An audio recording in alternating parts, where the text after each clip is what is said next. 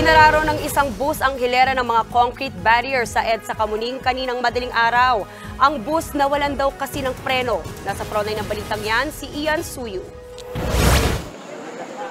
Wasak na wasak ang unahang bahagi ng service bus na ito matapos bumangga sa hilera ng mga concrete barrier sa EDSA Kamuning southbound kaninang madaling araw. 6 na concrete barriers ang pumailalim sa bus.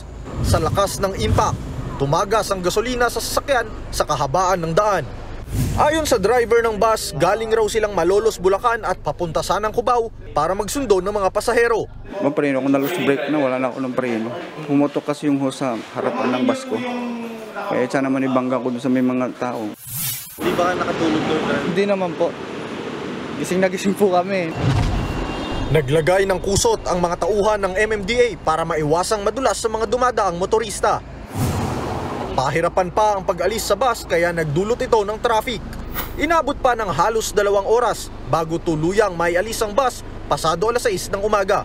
Wala namang nasaktan sa aksidente. Kasalukuyang nasa kustodiya ng QCPD Traffic Sector 4 ang driver ng bus para sa investigasyon. Nagbabalita mula sa frontline. Ian Suyu, News 5. Mga kapatid, Jess De Los Santos po, huwag magpahuli sa mga umaaksyong balita at napapanahong issue sa bansa. Para sa mas malawak na balitaan, mag-subscribe at mag-follow sa social media pages ng News 5.